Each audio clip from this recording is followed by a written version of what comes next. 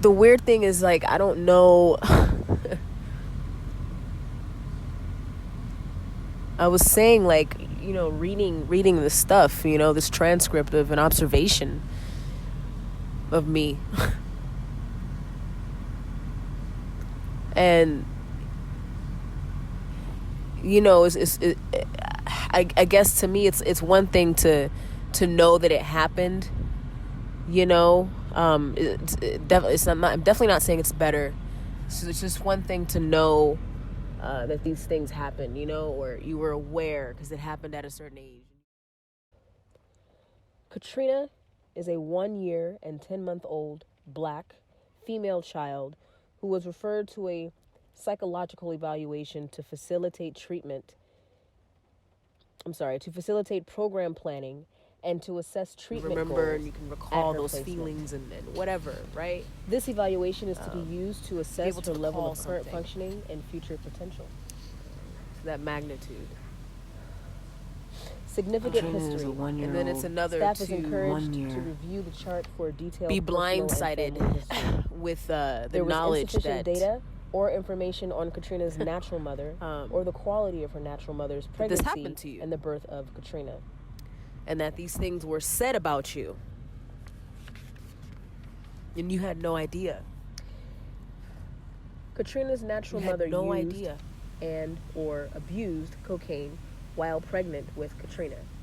Katrina was tested for drugs at birth, and it was found that she had been subjected to cocaine. 24. There was no indication of complications at birth. No potential abnormalities were reported. Prior to her residing in her current foster home, there was information suggesting that she was placed in foster home shortly after birth.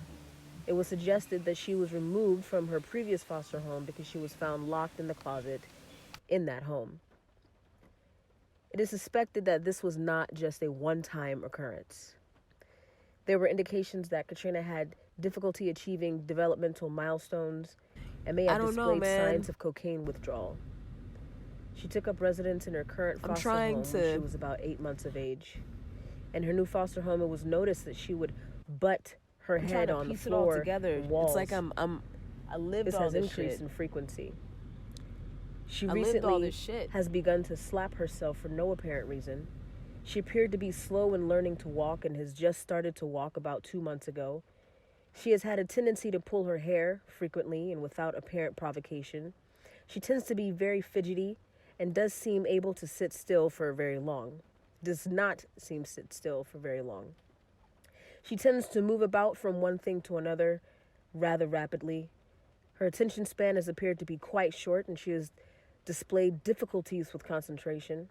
She tends to be destructive and will tear up her toys and or clothing. Family is so fucking She has exhibited weird. Much crying without apparent provocation. She has been observed to emit high-pitched whining sounds. She cannot climb upstairs even when her hand is held. She was described as being clumsy.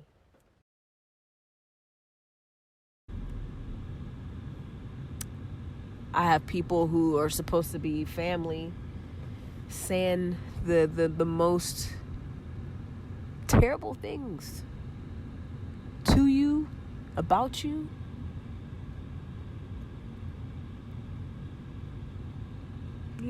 It's like my whole life. I wanted a brother. I wanted a sister.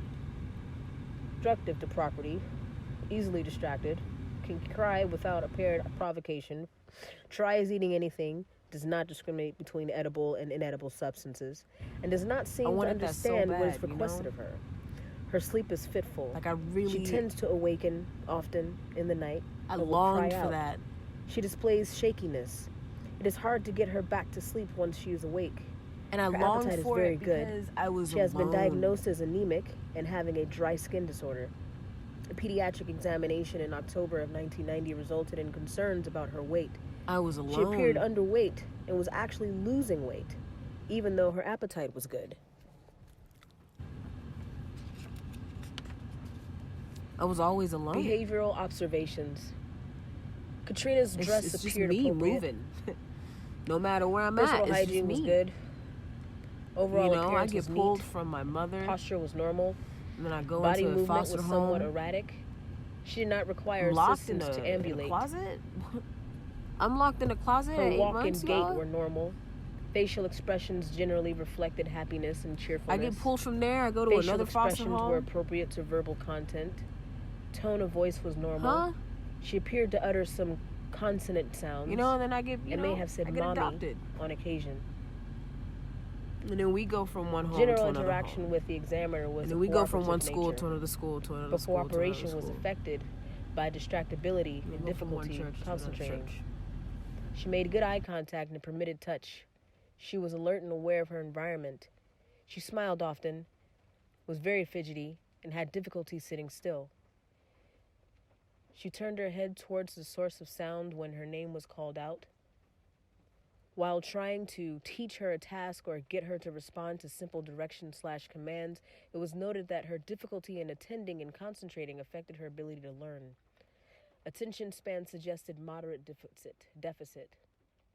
Concentration was impaired. Comprehension of simple commands was impaired. Predominant mood suggested cheerfulness and happiness. Level of predominant mood was mild to moderate.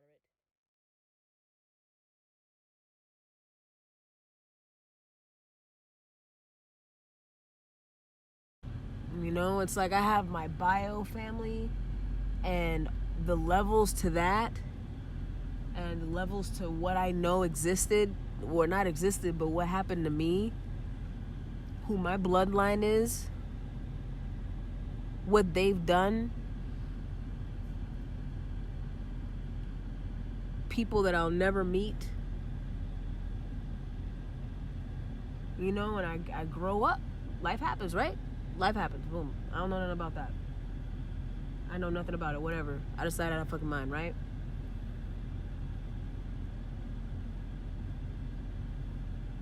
So I got my own issues. It's just me and my mom.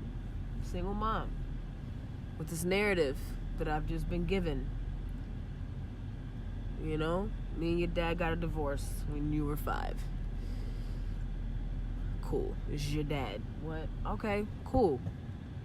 All these feelings that came up with that. Not feeling like I love this man. Why don't I have a connection to this man? Why don't I feel like I love this man? I don't have a connection to nobody in my family. I don't connect with nobody in my family. I don't have nobody that I can talk to. I don't feel comfortable with nobody. I've never really been me in front of anybody. Family-wise. Shit, not even to this day. Because I don't know them. I don't know them. They don't know me.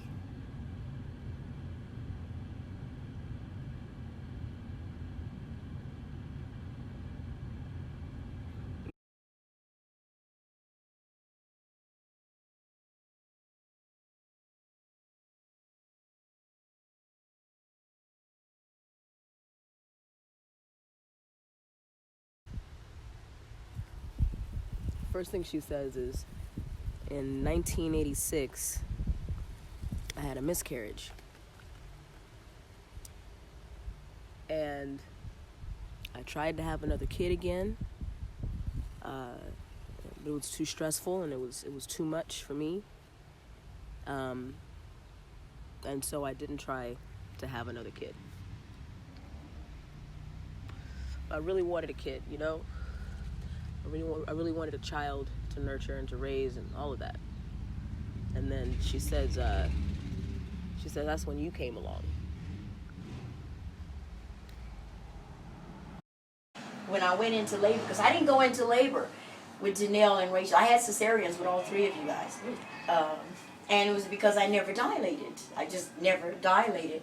I didn't have any pain with either one of them, Janelle or Rachel. No labor pain. I used to talk to them, though. I used to talk to all of my children when I was carrying them. And I would tell them, you cannot come here hurting your mother because I just can't take it. And I would talk just like that, just for real talk. And I said, and then I used to tell people, I think they heard me because they did not give me any pain. And then with you, I was in labor. And I was in this apartment, and I was living on the 3rd floor. was stairs. And that first pain, it was the first time I ever experienced labor. I didn't, and it was like, gee, what was that? But I knew that it was labor, but still I didn't. And it came kind of sharp and it kind of went away. And it was like the early evening, like dusk. And I kept feeling this pain. And then I kept saying, because I was living in this apartment then, no electricity, none of that stuff. And I would go to the door and I would look at all those stairs and think, I'm not going to make it. I'm not going to make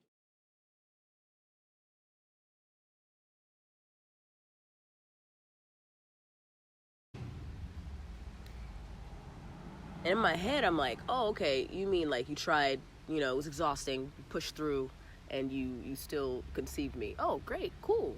Oh, story's over.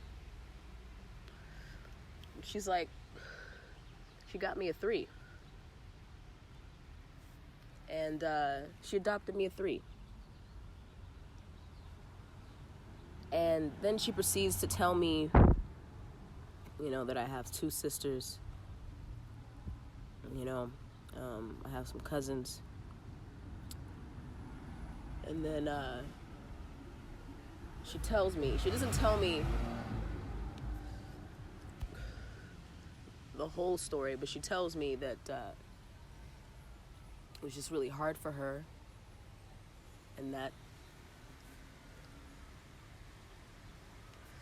she was really sorry. She didn't know how to tell me, and she didn't know when the right time was, And she tells me that she got a call from this man named Chris. And I guess Chris was doing some research, having a conversation with somebody who I later found out was my mother and my cousin. And I guess they were talking. I went into labor because I didn't go into labor with Janelle and Rachel. I had cesareans with all 3 of you guys. And it was because I never dilated. I just never dilated. I didn't have any pain with either one of them, Janelle or Rachel. No labor pain. I used to talk to them, though. I used to talk to all of my children when I was carrying them. And I would tell them, you cannot come here hurting your mother because, I just can't take it. And I would talk just like